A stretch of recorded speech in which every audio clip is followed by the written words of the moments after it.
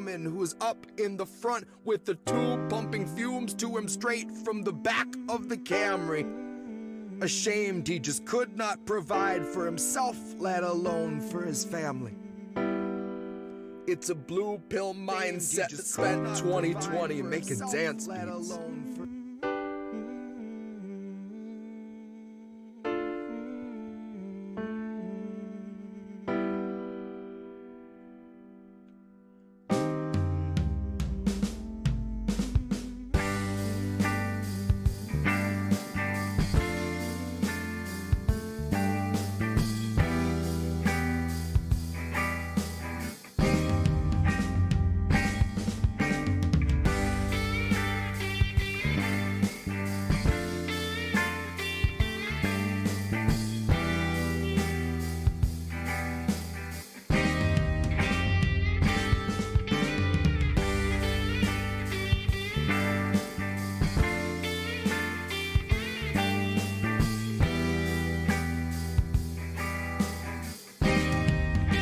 I think I liked it better being blind, when I couldn't read between the lines, and when I couldn't see the cracks in the structure that lay bare before me the whole time. I think I liked it better back when I suspended disbelief and swallowed pride, and thought I knew the difference in the red from the blue, but they both bleed us so dry. They both bleed us so dry. Ignorance is bliss, which explains why a lot of us are so fucking happy. Quick to take the trip for all its trappings. Never one to ask what's up, what's going on, or God forbid what's happening. A lot of us would strap into the ride and then spit right in the eye of the guy whose job it is to snap your fastenings. But maybe we're all born with that capacity. Maybe each of us comes standard with humor, compassion, malice, and audacity. Some of us are blind to the system, but some see it fine and say this is how it has to be. Some of us can stare wide-eyed at a nationwide human catastrophe and only offer platitudes and recipes. And I wish that I could tell myself that nothing's worth obsessing past my everyday necessities. I wish that I could cry fake news over anything that threatened me, tune out our abuses and consume a little levity. Wish that I could offer up my son a smoother destiny. Wish I had some better lessons for how best to answer questions for the things I've been perpetually questioning. But I'm too busy looking at our leaders, wondering what I might be missing from their messaging. Trying to find the reasoning to let 250,000 people meet an early reckoning. And even though I know the truth, it's hard to swallow something that's so literally sickening. Hope is ever dwindling, COVID ever beckoning. Winter slows your breathing, but your pulse is ever quickening. Even though I know the truth, it's hard to keep listening. I'm done with my epiphany, my innocence is blistering. I'd like to think I'd taste the earth before I'd ever kiss the ring. Hard to speak the truth and harder still to keep listening. Sometimes I think I miss being blind, when I couldn't read between the lines, and when I couldn't see the cracks in the structure that lay bare before me the whole time. I think I liked it better back when I suspended disbelief and swallowed pride. Thought I knew the difference in the red from the blue, but they both bleed us so dry. Both bleed us so dry.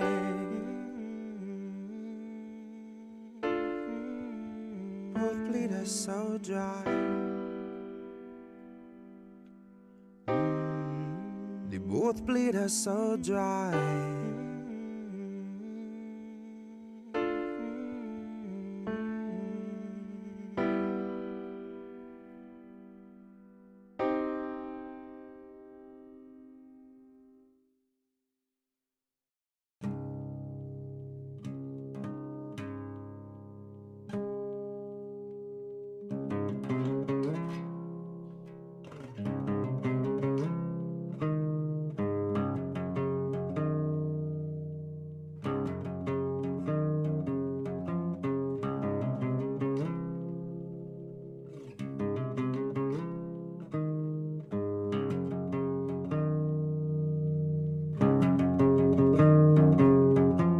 Legend says that Hercules swept Cerberus right off his feet and effortlessly set him down softly as a songbird. Atlas kept the world upon his back and every day wondered whether he could stand it any longer. And Tara Reade came out to say the man they tried to label the messiah of morality was really just another rapist. And I don't intend to hesitate when asked who was the stronger. Tara, like Assange, knew that carrying the truth would be the hardest labor. Tara knew that her assailant wasn't gonna make us any safer, and knew he's just the type of man to hand a decent foreign leader US printed walking papers, and knew he'd be relentless and aggressive in the war he'd wage upon her very character, that his attempts to weaken and degrade and embarrass her would be her only compensation. But I strongly doubt that anyone could ever have foreseen the stream of hate that came from quote-unquote progressives and the self-styled titans of survivor advocation. So if you really think there's something to be gained out of sharing your pain with the world, you are sorely mistaken. The Biden team just dragged their feet addressing Tara's allegations. Until they had a decent list of smears, then they aired them out on every station. And it turns out no one wants to hear the truth of who they praised as being worthy of such bloated liberal celebration.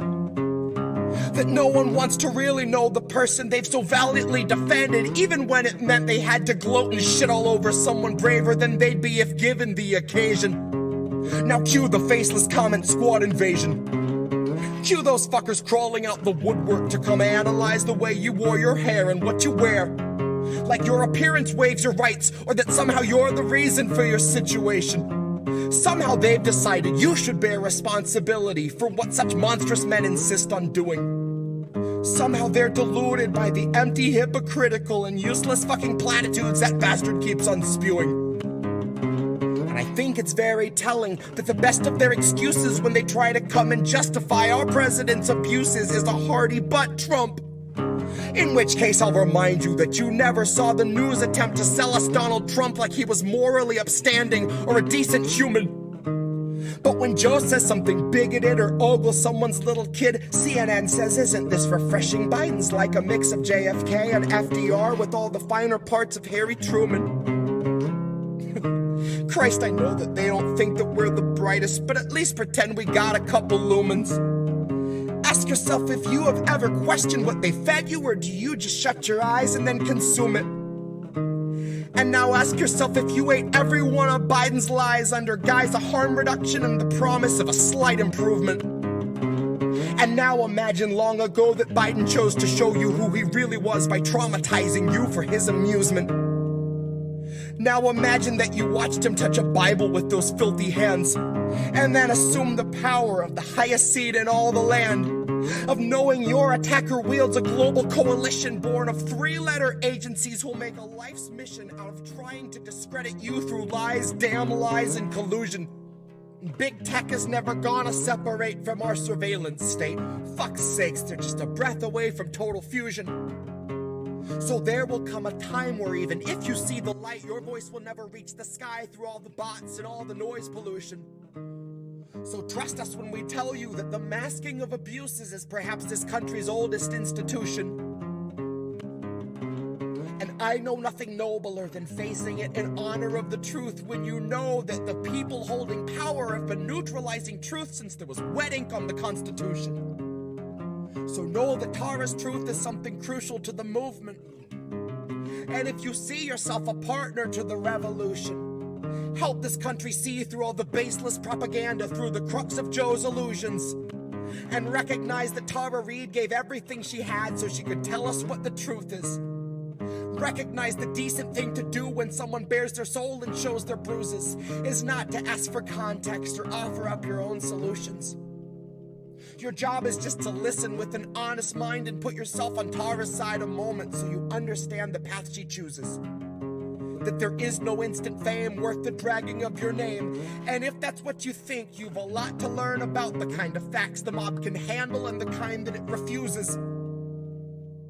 You've a lot to learn about the news and all its many uses. Guess you've yet to learn the truth the news will serve as fruit from which they've squeezed out all the juices. And we all eat the husk and just pretend it's full of nutrients and isn't really useless. But the jaws of our ability to yield accountability are absolutely toothless. So don't you kid yourself that any lips are being loosened.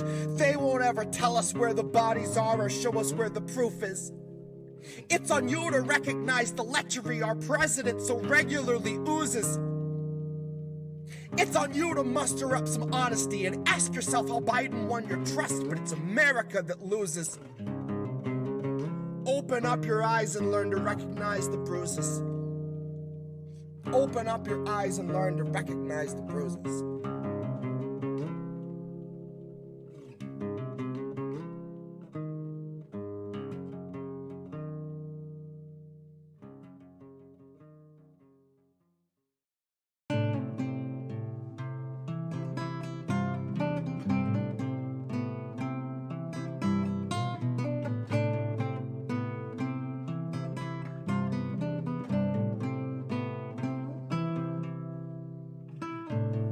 March of Dimes. Family fun run cancer bonanza. Front page of Apartheid Times. All of the charm of a car bomb. Arms wide open, taking no targets alive. Dark was the night, save for a red glow painting the sky in a sickening light. Like a scene out of hell or a day in an utterly alien life. When the fire runs wild. These are the years where the wild is more your daily drive. To wrestle the truth of extinction from out of the jaws of your pride. So open them wide, now is the time, there's nothing to fight. Blasted or sworn to defy, the end is the same and we're inches away from the line. So abandon your ego to die, the bed that we made is where we go to die. But never was passing in one's own sleep such a hideous sight. Such a storm of convulsion and bile expulsion from out of our mouths and our eyes. But these are the rights they implore us to exercise, with our signature forged and our hands all tied. And with eye contact and a senator's smile, they thank you for saving democracy right as they tighten the binds. Right when they're joining your chain to your neighbors, leading you out in a line. Call it the March of Dimes. One more charity parody. Hold back grants while we dance for the president's salary. Funding the bunkers where all of the wealthy will cower to witness our steepest decline. To err is a trait so inherently human. And to hoard enough wealth that you peacefully sleep when those humans are burning alive is truly divine. If divinity really means withered and fully decaying inside, you could live with yourself till you run out of wine and ring for a drone off a prime, skim a little off of the top of the March of Dimes. Sign of our system of capital, head to the sky with a hideous cry that mimics the suffering families out on the street that have built a career out of passing by, who were part of the great design, part of a citizen base with its fate resigned, part of a two-party system where both of the goals align, and the end result is more housing crisis than the plot device of 2009. Capitalism demanded a sacrifice, so I walk to the square, hand them my son, and they hand me the dice. I roll for his life. To an equal extent, you could say I was rolling for mine. I'd called any favor, I paid any bribe. But it's all up to me for the roll, so I close my eyes. And the sound of the crowd is the same for a 1 or a 5. Two equal outcomes playing as though they're on opposite sides.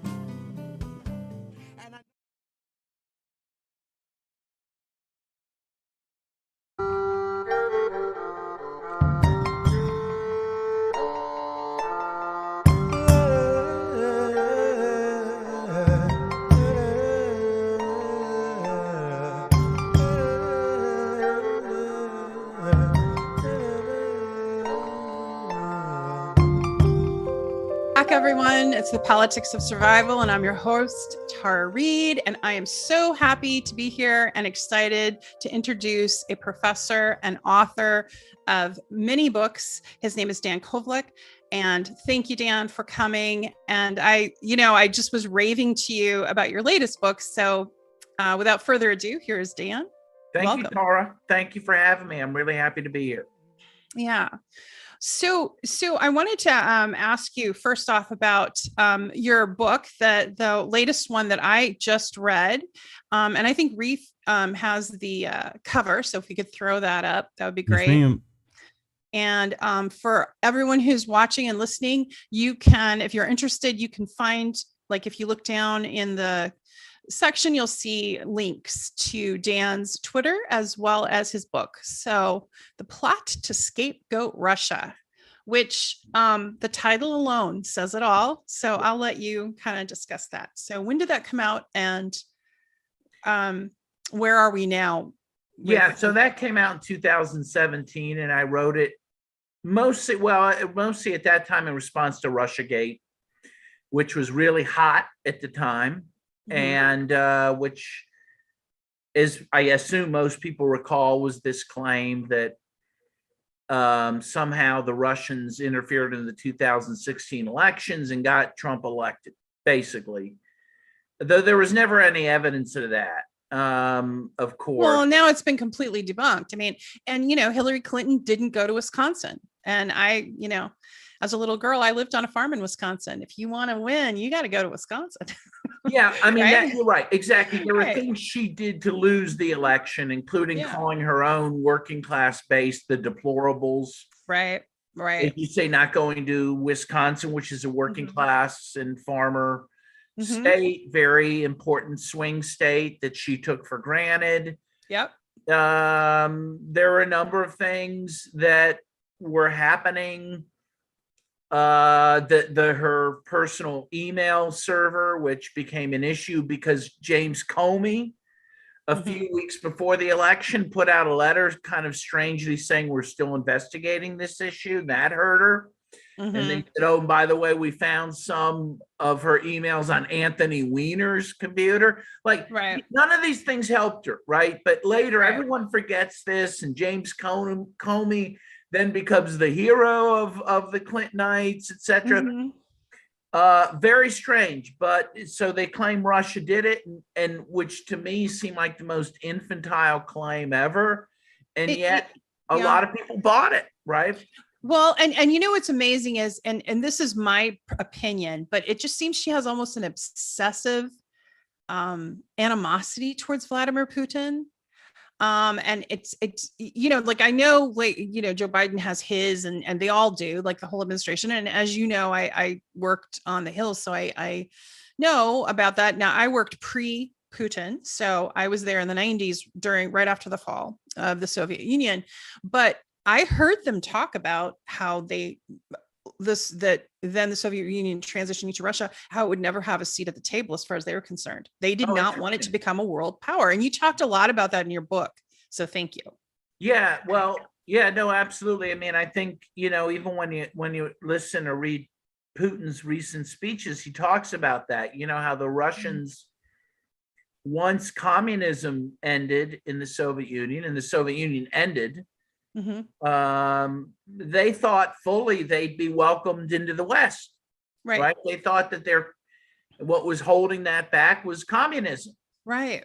And they were shocked to find no, it was that they were Russian, right? I mean, they were never welcome back, and that's an incredible thing that people don't understand. I think it's and you kind of get into a little bit of the historical place of this, but there's this snobbery in Europe where they almost always rejected Russia as part of Europe. Like, if you know what I mean, part of it is kind of considered, but kind of not.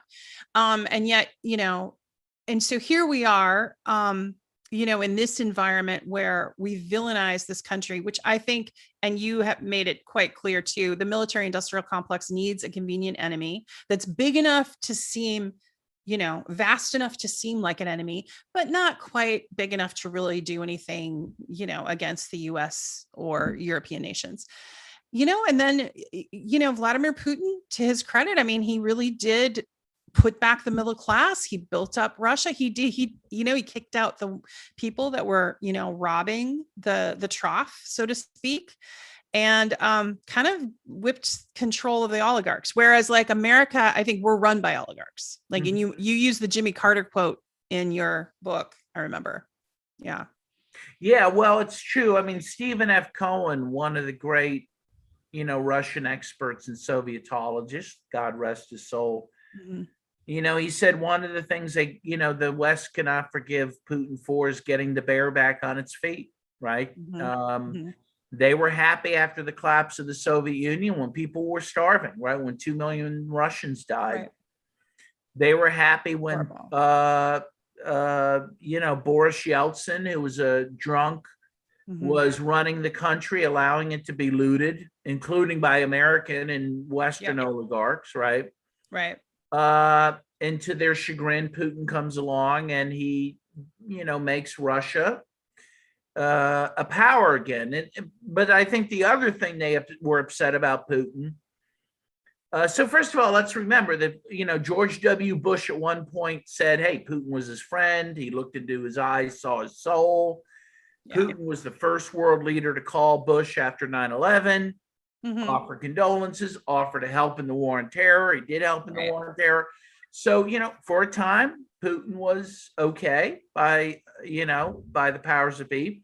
And then came 2007. Well, even earlier. 2002, 2003, he would not go along with the war in Iraq. Right. Oh, that's right. Would not support a Security Council authorization for that. That was his first sin. Okay. That he would not go along with that war, right? And then there were other incidents like that as time goes on. But I think that's the first sin where Bush turns on Putin in Russia, where he was showing some independence. And so where do you feel like it really went sour? Like, because my marker was 2007, that speech he gave, which I thought was fantastic because it made really good points about moving to a multipolar rather than staying in a unipolar world. But what was your take on that? And was that a big marker, or is that just my interpretation? I think that was one marker. I think there's been a few. Again, the Iraq War was one. That one was one. Certainly, for as far as the Russians were concerned and Putin were concerned, the war in Libya, that they thought, China and Russia had abstained from the Security Council authorization for a NATO no-fly zone and for NATO to protect civilians. And of course, it quickly turned into a regime change.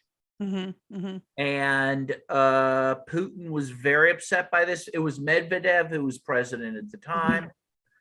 But apparently what I heard I think this was Stephen F. Cohen who said this, is that Putin watched that video of Gaddafi being murdered twice, very brutal video. And this led him to say, hey, I'm not going to let this happen again. Right. And then when Syria happened and the U.S. started trying to overthrow Assad, Putin, who is now president, decided, I'm not going to allow this to happen again. Yeah. And so he gets involved in Syria, and that was a grave sin as far as the U.S. was concerned. And he stopped that regime change. And then, of course, we had the Russiagate, which was all based on lies, but they were lies. One that, the ruling class was promoting to gin up hatred towards Russia, and which a lot of the Democratic base bought, and they still buy to this day.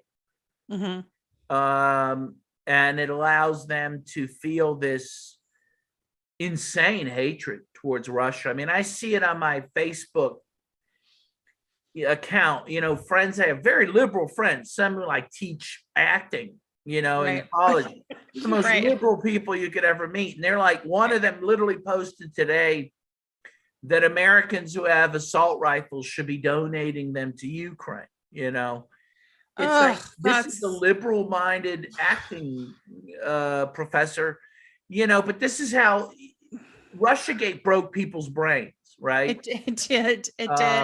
You're right. Well, Trump. The combination, right? The fact Trump was elected, no one thought he was going to be elected. I don't think Trump thought he was going to be elected. Were shocked. They needed an explanation. So they said Russia did it, right? Right. And they continue to take that, stance, which is crazy, but that's what helped bring us to where we are right now. Well, and frankly, right. I think it was today I saw something on Sussman, like you have Hillary, not only was it not true, but they were criminal in their actions, and the FBI had an office. Is that right? In Hillary Clinton's campaign room. And like a lot of nefarious activities that actually they were accusing Russia of, they were actually doing themselves. They were manufacturing false narratives and using government agencies to do it. It's stunning and it's frightening.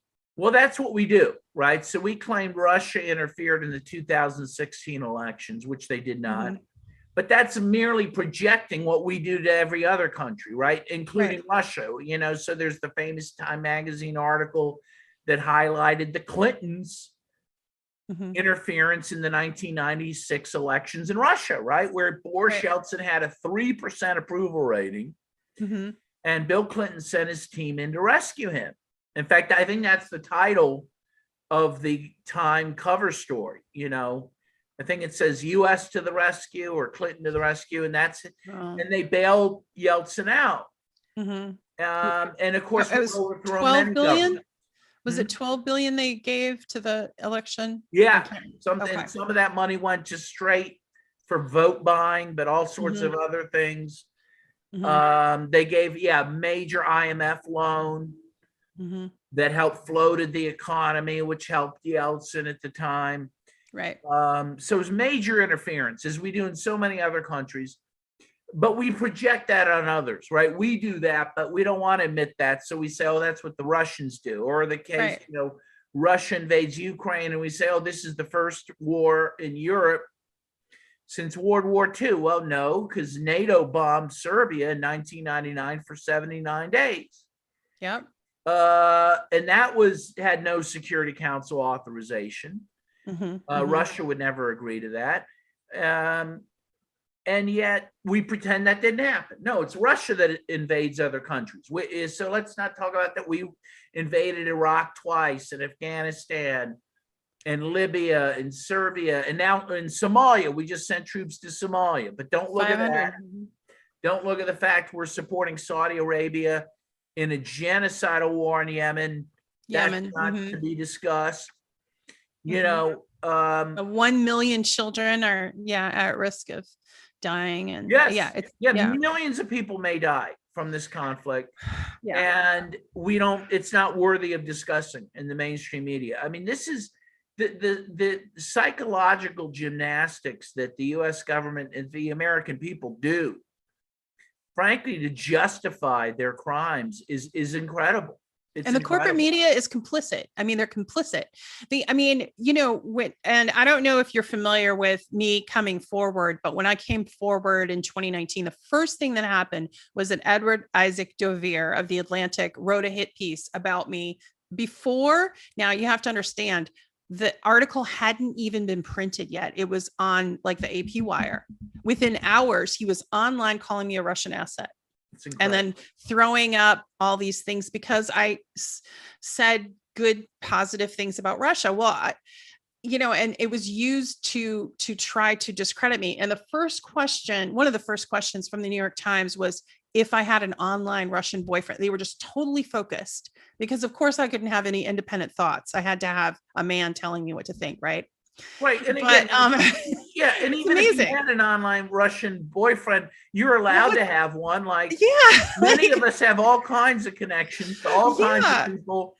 And relate relatives or whatever. That are Russian. I mean, what right did they have to do that? But because this is what happened. Apparently the New York Times went to Joe Biden's campaign and said, this person is a former staffer and said this happened. And there's a harassment report. There's these, contemporaneous evidence, and they just faxed back my articles about Russia being positive and implied that I was a Russian asset, and that was it. And the way we went. The two are related, right? Right. I mean, it's like, but of course they were blaming Russia for everything, right? Kaepernick's, when he kneeled, they said that was Putin, and the Black Lives Matter, that was Putin, and the truckers in Canada, that was Putin. I mean, baby formula. not having enough baby formula in the US, that's Vladimir Putin's fault. Well, I mean, and this is the thing. I don't know. It doesn't matter who would be president of Russia, right? They would be attacking that person in a personal way like they are. And I'm sorry, Reef, were you trying to say something? Did I interrupt? Oh, okay. I apologize. So my point is with this is I just use my personal example is that the whole excuse for anything going awry or going off, the talking points for the empire is that it's Russia's fault or specifically Vladimir Putin's fault. So when it comes to the regime change in my lifetime, I have never seen such rhetoric so violent towards a leader other than, I guess, Gaddafi, from our country. I mean, what is your thought on that? No, I think I think it certainly rises to one of the highest levels I've ever seen. I do think Gaddafi was up there. I mean, ever since, I'm 54, I'll be 54 years old in a couple weeks. 54 years old, and since I was a child, Gaddafi was always painted as this evil monster. So he was always big. Of course, the leaders in North Korea, but Putin's certainly up there, and Putin certainly, I think, is the most vilified Russian leader, probably since Stalin. Yeah. And Stalin wasn't really vilified until he died, right? I mean, because he was Uncle Joe. He helped with, he didn't just help. We helped him kind of defeat the Nazis. I mean, the Soviet Union really did defeat the Nazis with a little help from his friends, right? At the great loss of 27 million people. Yeah. Right. And now we claim we won the war. I mean, again, it's disgusting. Yeah.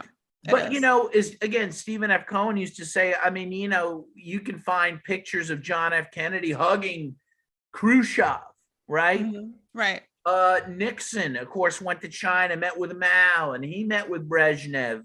Carter met with Brezhnev, and these guys had respect for each other. Like, again, this level of vilification for a Russian leader, is unprecedented, again, because even Stalin in his lifetime, I mean, Roosevelt was sitting down with him, Churchill was sitting down with him. You've never seen this type of vilification. Or cancel, or trying to cancel a country. I mean, you're trying to cancel 1,000 years of cultural, science, technology, literature, music, every athletics that's contributed to the world. And I've never seen anything like how they're trying to cancel it and even erase history. I mean, trying to ban Dostoevsky, trying to ban Russian athletes from participating in Wimbledon, in the Boston Marathon. I mean, cats from the International Cat Show. I mean, it's ridiculous.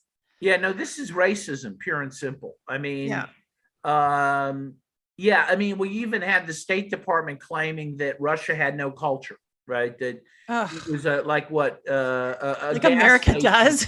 A gas station posing as a country. And again, what about Tolstoy, who wrote what is arguably the greatest novel of all time, War and Peace? Right. Dostoevsky, the great composers, right? Tchaikovsky and Prokofiev and Shostakovich. And you had Sergei Eisenstein, one of the early great filmmakers. I mean, and the first astronaut into of course space. Right. I mean, it's amazing the contributions what Russia has done for the world, and it's disgusting how they are being, as you say, canceled, a whole culture, and that's why the Russian people are shocked by this, right? I mean. Yeah. Putin's been saying this for years. They hate us, okay? And most Russians are like, no, that's not true. That can't be true. And then all of a sudden, of course, the special operation begins and they see these things happen. Sports teams uninvited, singers uninvited to things. And they realize, oh, wow, you're right. They hate us. They hate us. It's not, they don't just hate you and the government. They hate us. They hate Russians. I mean, it's actually incredible. I don't understand it, especially because it's clear there are neo-Nazis in Ukraine. Clear.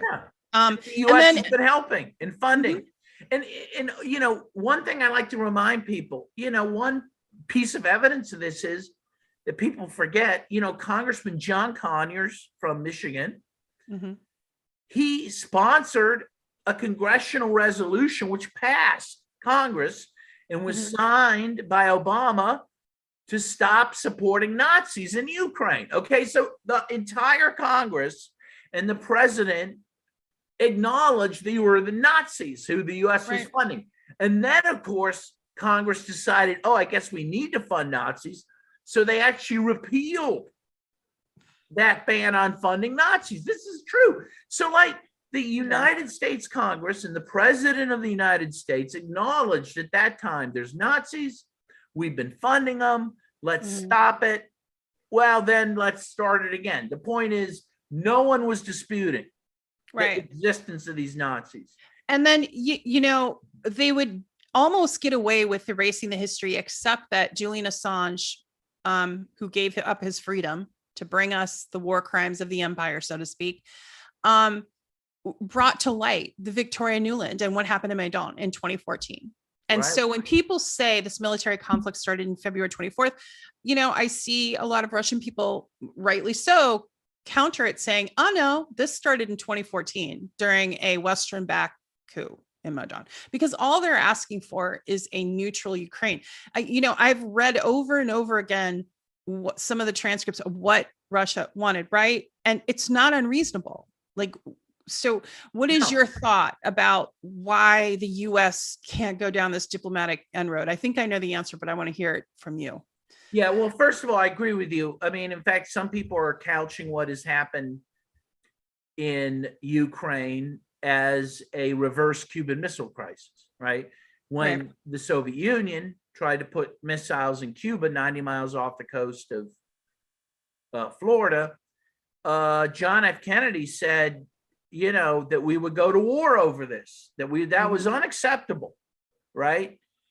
Meanwhile, you have Ukraine on the border of Russia that has these neo-Nazis that are actively target Russian speakers in Ukraine. 14,000 people died in that war, right?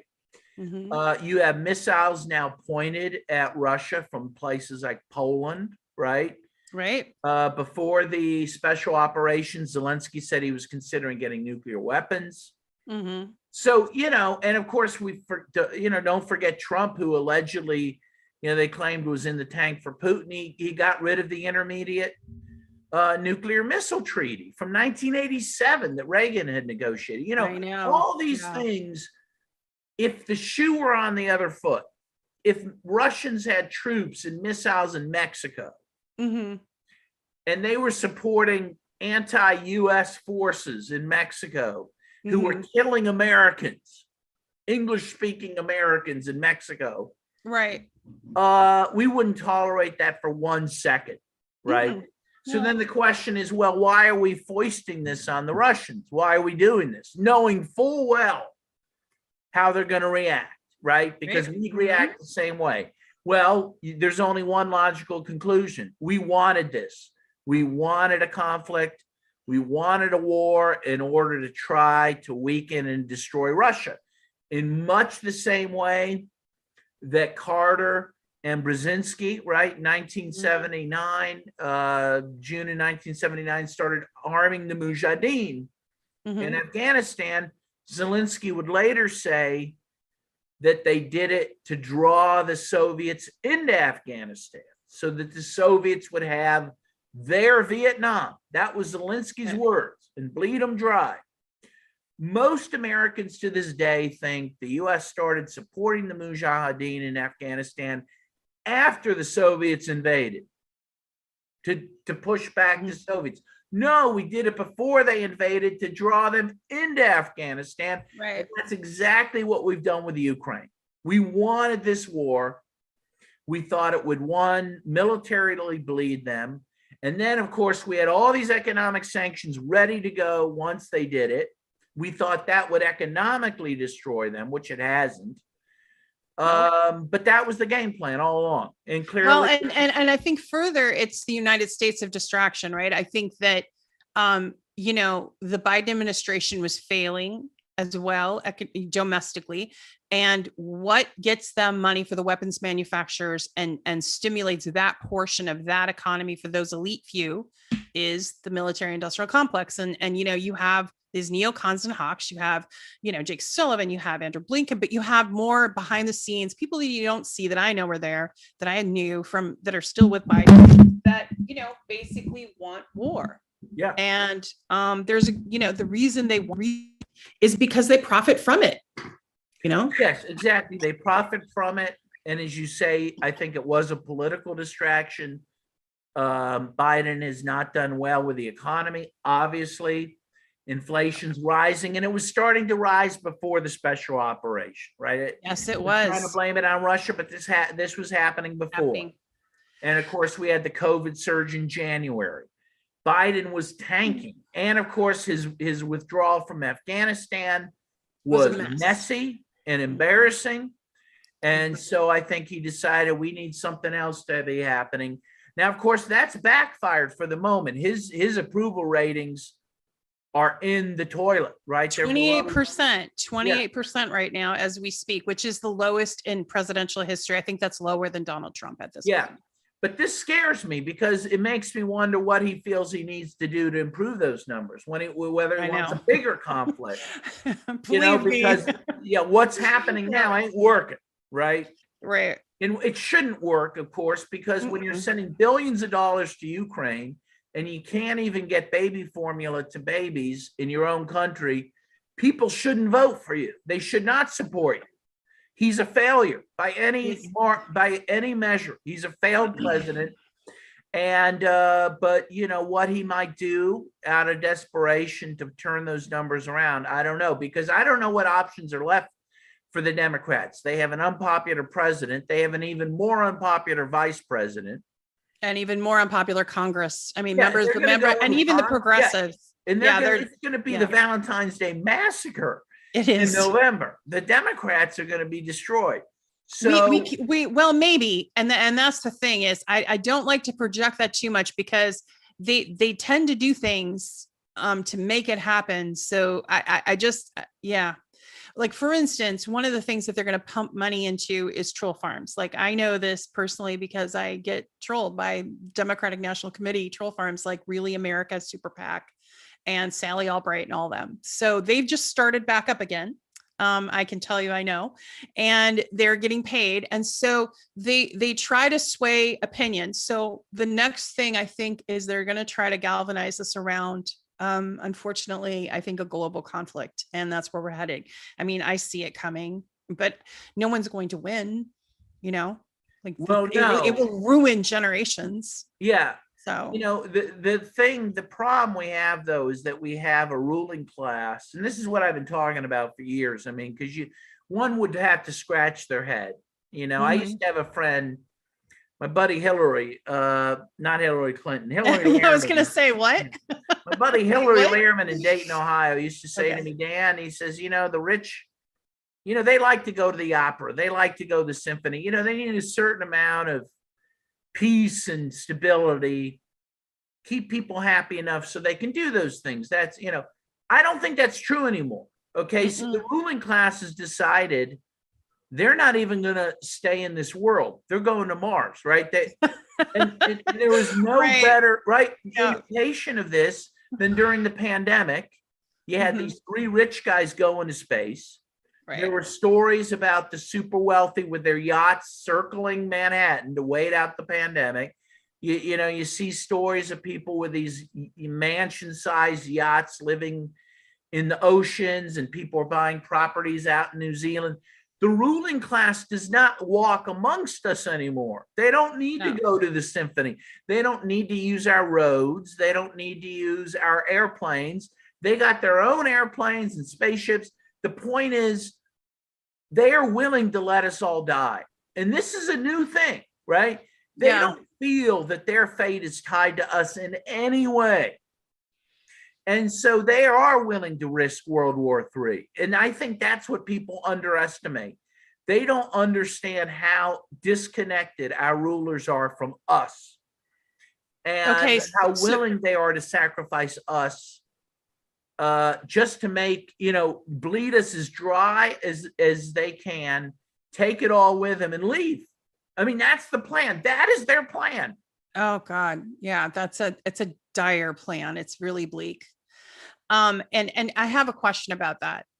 If you were Vladimir Putin and you're facing that, how do you even, what do you do to protect your own country? Well, Because that's a great question. Obviously that's not his mindset. The Russians and the Chinese and others have been thinking about this for a long time. I mean, the US has had its way for years, certainly since the collapse of the Soviet Union. It's invaded any country it's wanted to. It's destroyed many countries. It's been able to coerce countries through economic sanctions, and a lot of countries have been wondering, like, how are we going to counter this? And a lot of countries haven't had the power up till now to do it. I think, right now what we're seeing in Ukraine is Russia's finally asserting itself to try to push back against this. And to some extent, it has done so successfully. It is weathering the economic sanctions. The ruble's now through the roof, right? It's one of the top currencies in the world. Yeah. Yeah. The Chinese are doing fine. And I think they're both going to do fine, barring a U.S. war against them. But I think that war could be coming. I mean, that is what I fear, that is possibly part of the plan. I think the Russians and Chinese are preparing for that. I don't know how much you could. It will be a devastating war if that comes. A lot of humanity will be destroyed. And that's why we have to pose it. That's the other thing. I mean, I think if we were to really cut to the chase, I think however people view Russia, however they view Ukraine, however they view any of this, goal number one has to be to stop a nuclear war, to stop World War III. That's our goal. Yeah. We should be able to agree on that. And we, the American people, are the only people who can stop it. Because if it starts, it's going to start from here. Right.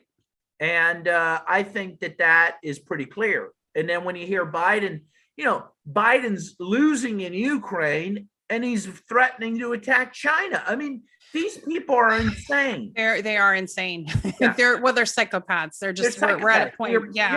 You had mentioned something in your book that I wanted to come back. I know it wasn't your direct quote. It was, you were quoting someone else, but it was regarding this.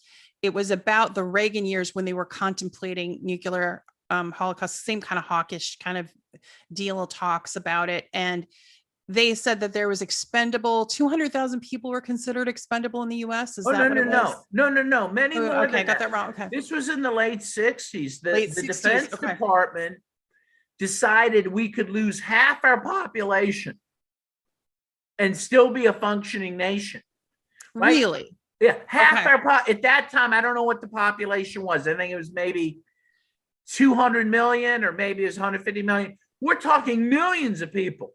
Right. They decided that they were expendable. We could lose that many and keep going. That is Dr. Strangelove. Well, in fact, Dr. Strangelove was the film based on some of that stuff because General Westmoreland and all that. Right. They were openly talking about these crazy things.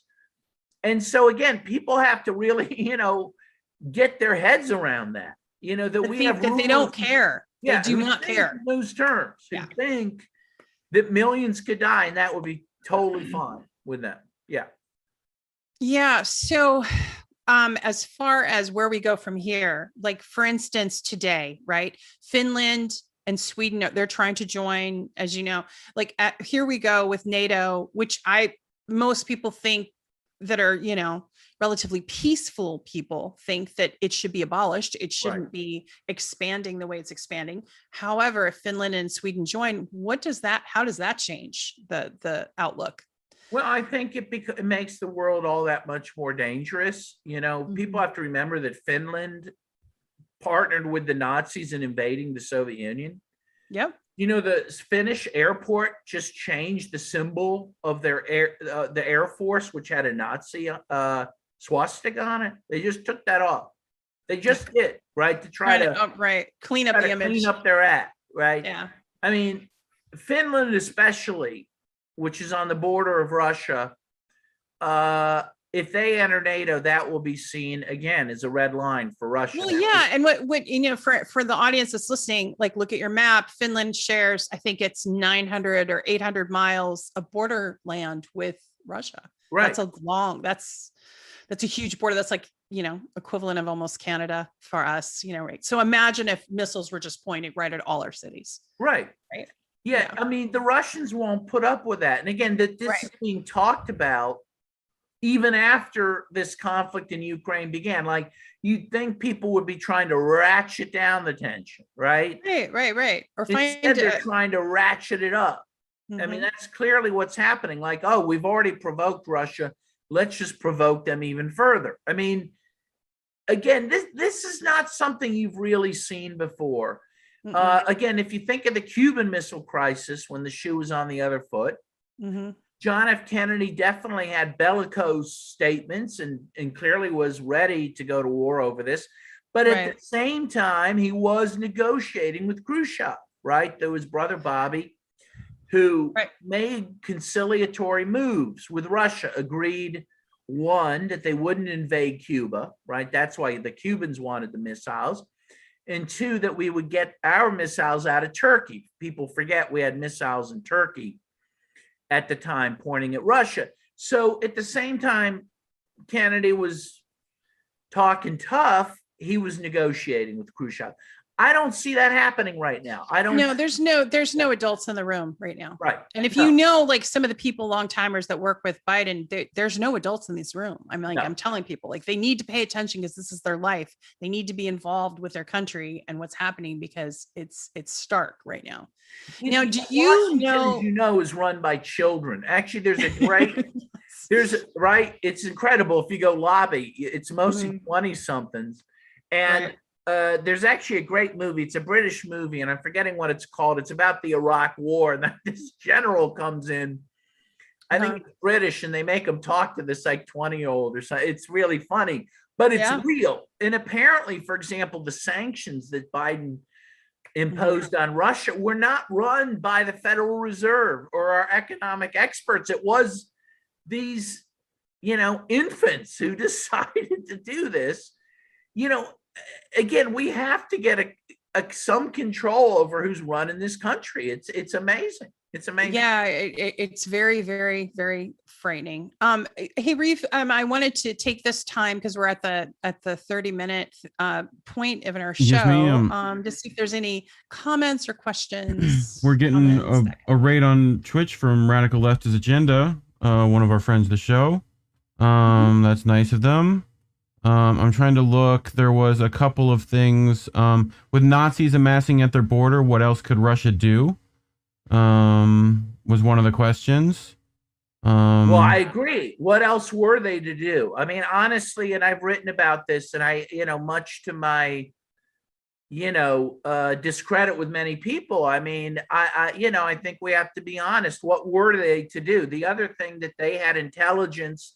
And there have been other intelligence agencies and folks out of intelligence from Switzerland, France, who have corroborated this. The Russians claim with some credibility that the Ukrainians, the government in Kiev was preparing a massive invasion of the Donbass region before this happened.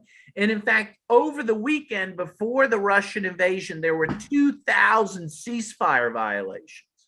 Wow. Between Kiev and the Donbass. 2,000. 2,000. And one day there were 1,500.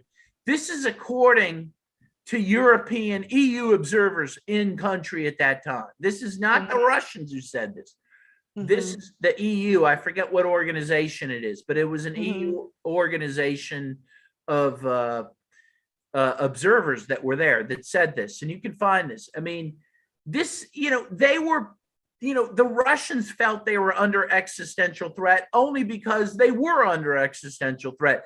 And we don't even make the pretense that they weren't. We're very open that We're trying to existentially threaten you. Right. And I think what was notable to me was a few days before the invasion, there was supposed to be a peace summit that the US and Russia were supposed to have, and the US canceled it. And this was a few days before. That was another red flag. Like I was thinking I remember that week, and I was like, something's wrong. Like they canceled the peace talk, like they canceled it. And then, but didn't give a reason to, and so Russia was left with that knowledge. But also, do you think the biolabs had something to do with it? And now I know, Victoria Nuland had to admit there were biolabs, because at first they said this was Russian disinformation. It's not. And, the money now has been made clear, and the financing behind it, and that there actually were biolabs in Ukraine that were US funded and controlled. So do you think that also played into the special, that threat played into it? Well, yeah, I do think that. And that's been written about for some time. There's that one, I'm forgetting her name. I'm sorry. There's a journalist who's really been focusing on that, certainly since 2018, that's been writing about these biolabs. So it's been an open secret. So she knew about it. Russian intelligence knew about it. Webb? Yes, I think Whitney? Yeah. Okay. I think Whitney Webb you're talking about? No, it wasn't Whitney Webb. I want to say it was a Slavic name. I'm not remembering. I mean, Whitney might have written about it for sure, but there was this other journalist who's pretty well known who was really focusing on it. Caitlin Johnstone wrote about it early on as well. So there's probably a number of people. Yeah. But it wasn't. But as far as but it was being dismissed and at first, until that very monumental hearing, when Victoria Nuland just, she admitted it. Yeah, we have them there, but we're worried about it getting into Russian hands. Oh, really? Yeah, why are you worried about them having it? Yeah. I mean, if it's not dangerous, what are you worried about? Right. Yeah. And you have like people like Francis A. Boyle, who was on the founding board of Amnesty International, one of the greatest human rights lawyers in the world, out of the University of Illinois Law School. He helped write the International Convention Against Biological Weapons, and he stated publicly from what he could tell from what was being done at those biolabs, that these were bioweapons labs, that these fell under this Biological Weapons Convention. So people need to take that very seriously. What were we doing there, and to what end? And some Well, Well, I'm sorry. Go ahead. I'm just going to say a lot of that's going to come out, right. More and more documentation is going to come out. The Russians have found some of that, and they're going to make it public, and, it's going to embarrass the US even further. I want to take a minute to talk about the media, because it's so complicit. I mean, I've seen kind of pro-war propaganda before, but nothing like what I've seen at the White House press briefings, where every single question wasn't, are there inroads to diplomacy? Are there inroads to peace? No, it was, how many weapons going to Ukraine? When? And what kind? And like amping it up. And why aren't we sending more weapons? Right. Yeah, exactly. But there was no voice in the room saying, wait a second. Has there been a discussion of us fighting a proxy war against Russia via Ukraine? Is that what this is? Why is the US putting $53 billion towards this? There's really no one in the room asking that in the White House press briefing anyway. No, you're right. What are your thoughts about that? Are they complicit in taking us to world war? Yeah, I've never seen a press this compliant, this pro-war in my lifetime. I mean, it always has been to some extent, right? They helped lie us into the war in Iraq with the weapons of mass destruction that didn't exist. They, promoted the Gulf of Tonkin lie in the Vietnam War. They've always done that. But at the same time, next to that, you had 60 Minutes who was covering the war in Vietnam, showing the atrocities, right? You had people like Bill Moyers on PBS covering the terrible crimes in Central America that the US was committing. You had Seymour Hersh, who won the Pulitzer Prize for, exposing the My Lai massacre, for exposing Abu Ghraib, right? But then as time goes on, I mean, those avenues of journalism start to shut down. to the extent that, once Seymour Hersh starts writing about U.S. plans to attack Iran, for example, and the misdeeds of the U.S. in supporting jihadists in Syria, he becomes to be totally censored, right? He was writing for the New Yorker, Seymour Hersh, and then he ended up at the London Review of Books. Then he was writing at a German paper, right?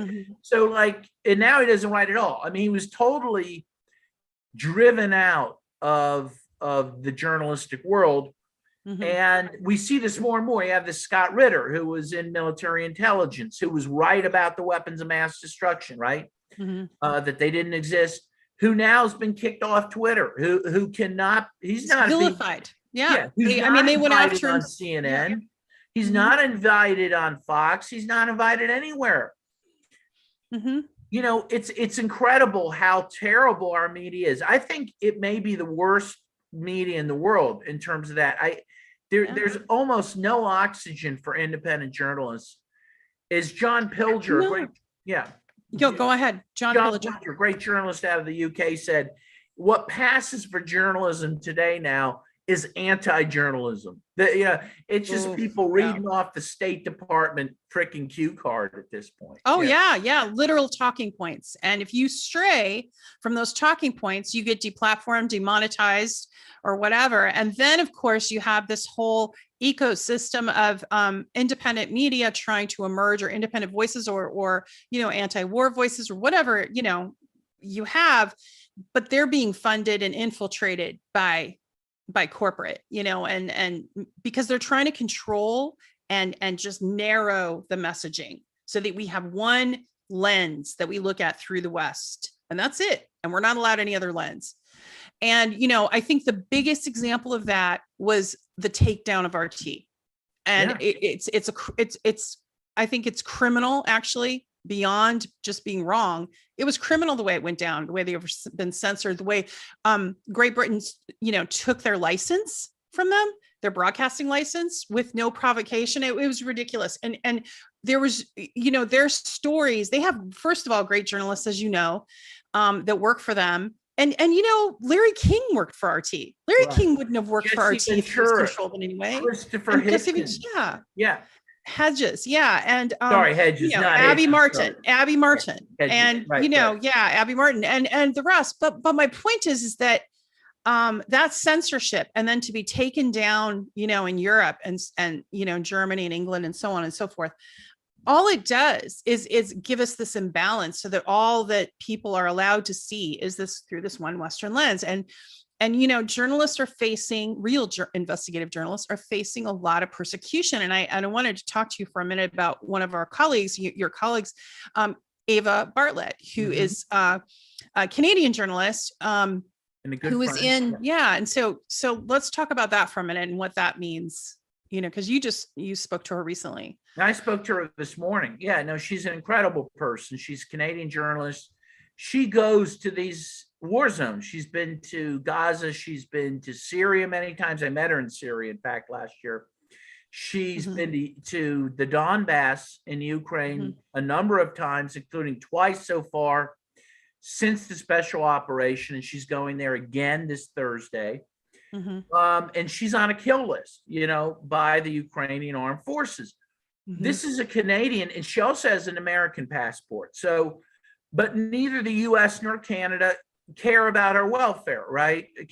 In any respect. And she's vilified constantly, and she risks her life to try to show the other side of these conflicts, which is an invaluable service, risks her life doing it. And she's won many awards. I mean, if you look her up, it's she's quite esteemed. But one of the things that struck me, this kill list isn't just like a threatening list. How many? I think I saw 2 journalists were killed. One's disappeared so far, or is that more? Do I have the numbers wrong on that? Well, that sounds right. That's no joke. No, it's a serious thing. And again, these neo-Nazis in Ukraine are serious people, right? And I have no doubt if she's on a kill list that means something very serious, and people should be advocating for her. Right. And, we've watched, Shireen, what just happened to her in Palestine, where she was murdered, she was assassinated. I mean, more than murdered, she was assassinated by Israeli forces. And there was just a headline, I think it was, I don't know if it was The Guardian or one of the Western papers, that said, "Who killed Shireen?" Come on. Like you had 5 journalists, eyewitnesses to what happened, and her being shot in the head under her protective gear. So you have, Shireen that just, they're basically getting away with murdering a journalist. And then of course, Julian Assange, which he was now about to be extradited here in the US under the Espionage Act, even though he's Australian, which I still don't understand. He's been tortured and in jail now for many years. On bogus charges. And the goal is, they know they could never win a case against him. So they're just going to keep him in this Kafkaesque situation where they're just going to, continue his trial forever until he dies. He'll never get out. You're not allowed to say Kafka anymore. Kafka's been canceled. Right. Although he was Czech though. He was from Prague, right? Doesn't matter. Yeah. But I love We're canceling everything to the east. That's the US. That's the ugly American view of the world right now. Right. No, but what do you think? I mean, going forward, like looking at all of this, so you have one extreme, you have journalists, these incredible investigative journalists risking their freedom and their life, getting sanctioned, everything else, trying to bring the truth. And then you have the stenographers, right? The Western journalists that are they're doing their gig. They're writing the State Department, and they're having a bunch of people on from the CIA and State Department to talk about, or the CEO of like Raytheon Industries, who's a weapon manufacturer, to talk about why we have to go to war. So where do we go from here? How, as a citizen, can we fight back? Like, what is a way that we can push back on this so that we live and don't perish? Well, I think shows like this are important for that. I mean, we have to fight to get the truth out. First of all, we have to fight to know the truth. We need to educate ourselves. That's, goal number 1. And it's not easy to do, but that means looking at alternative press. It also means maybe if you have the wherewithal to go to a place like Ukraine to see for yourself what's happening. But once you know the truth, you got to put it out there in every way you can, on social media, letters to your local newspaper, to the New York Times, lobbying Congress people. Stop blindly virtue signaling the latest thing by having the blue and yellow flag in your Twitter profile, right? Exactly. And it's like, okay, why don't you have the Yemen flag or the Palestinian? Exactly. It's just mindless jumping on the bandwagon, which I find just so depressing. And there was one other thing I wanted to bring up, and because I know you'd have some thoughts on this. One of the things I've been watching about the regime change, because I know the tactics they're using, the psychological tactics of trying to make, Putin the villain, but they're also simultaneously, as they make him out to be the super villain, almost omnipotent, right, in his ability to create evil, right? But at the same time, they're trying to weaken his image by saying he's sickly and he's about to die, and there needs to be regime change. What can you talk a little bit about that? What they keep saying he has blood cancer and like all the stuff. And well, yeah, it's weird. It's cognitive dissonance, sort of. It's cognitive dissonance. And again, it's Orwellian. It's this idea where they try to convince you to hold 2 opposite ideas in your mind at the same time, right? Russia's a great threat to the United States, but it's being defeated, we were told early on, by this rump military in Ukraine, right? Right. Putin is this omnipotent guy who controls our politicians, interferes in our elections, but as you say, he's sick and dying, and he's unpopular, etc. The two things can't exist at the same time. But again, they're able to convince people these opposite things, and it shows. Do you think that they were trying to infuse this kind of thinking into the Russian people? Like, in other words, trying to do another Gaddafi type of, where they villainized him so badly that, but it's not working, is it? He has like the highest ratings Putin has higher ratings than the US presidents. Oh, wait, In I think fact, it's like something yeah. like 80% or so. I Yeah. mean, it's through the roof. By the way, we have to point out another fascinating thing. There's this group that every year does a thing on democracy deficit, right? Right. On how much people in a country polled value democracy as compared to how much democracy they think they have. And did you see the #1 country who had the smallest democracy deficit, meaning that their people had the greatest faith in their democracy? Was China, was #1. There you have it. The There you US have it. was in the middle there. The American people don't even think we're democratic, don't approve of our government, right? Right. And yet they're still could be convinced to spend their days worrying about Vladimir Putin. I mean, when their days should be spent trying to figure out how we get a government in power that represents us and cares about us. I mean, and deals with our infrastructure and our problems, and the fact course. that like we have 700,000 people that are homeless, and we have not a living minimum wage, and medical debt and so on. I think someone had just said that they canceled their medical insurance so they could pay their medical bills. I mean, this is the kind of life we're living day to day and working class in America, whereas all the the military hawks are just able to rake in that money. And because I think their profits have gone up something like 600%, I read at one point in the first 3 months. They're doing great. The oil companies are doing great, right? Mm-hmm. The rise in gas prices are because of profiteering by the oil companies, though we're told we should be patient and whatnot. Right. You're lucky you're not in a bunker in Ukraine, we're being told. I mean, right, it's not an either or, right? People get rich on this. I mean, that's right. Yeah. And they remember when they tried to call it Putin's gas hike or something? It didn't fly. Like, nobody's buying their bullshit. Like, and people are just like done. Like, that's what's happening.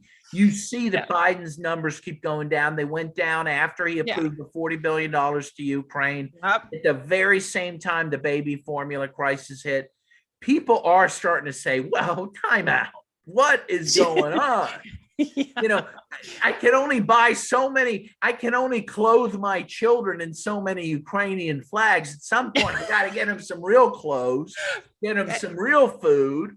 And somebody was posting all the baby formula going to Ukraine, and it's like, oh, okay, I see. Right. Like, and then what did he made a speech that was so remarkable. He said when he was justifying that money, he also said, well, Ukrainians need some pocket money. And I was just like, why isn't one member of the press asking him, wait, what? Ukrainians need pocket money? Yeah, it's they step over homeless people in Washington. No, seriously. I mean, it's just unbelievable. It's unbelievable what's happening. It is. Yeah.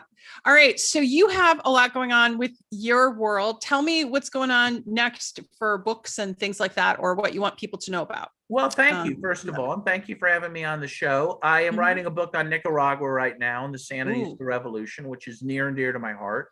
Yeah. And I will tell your audience, I wasn't sure I was going to make it public, but I am on my way in 2 weeks to Russia and Ukraine. I am going to do that. I feel it is important to go there and see what's happening there. Okay. And I'm gonna, and I hope to come back on your show at that time and talk. Yeah. I'd like to, if you're willing, I'd love to do some live updates, and I'd love to have you back on and hear what's going on. And make sure Ava stays safe, please. Absolutely. and other people, and you stay safe. Absolutely. My older son Joe may be watching. If he is, I want to say hi to him. He's a good guy. And I want to thank you for having me on the show. I really appreciate it. Oh, you're going to come on again. And I really, your book, amazing. I was telling you before we came on, I'm your fangirl. I'm reading your stuff now. I'm going to get the rest of the books, and you are prolific writing, and it's wonderful. So thank you for what you're doing, bringing awareness. We need balance. We need another voice, not just this kind of, one tiered look at what's going on. So on our way out, how can people find you? On social media. I'm on Twitter at Daniel M. Kovalik, and Kovalik. You can find my books at skyhorsepublishing.com. I think those are two good places to start to find my stuff. All right. So thank you everyone for listening. And thank you, Dan. It was amazing to have you. And thanks for tuning in. And there you have it. We'll see you next time.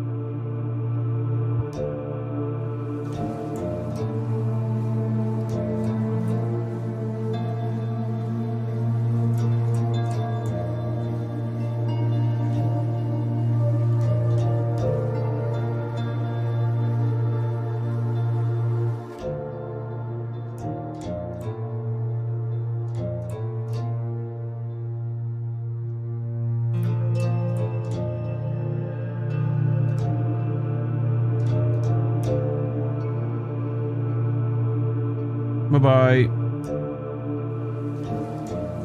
You're welcome. Bye-bye. Bye-bye.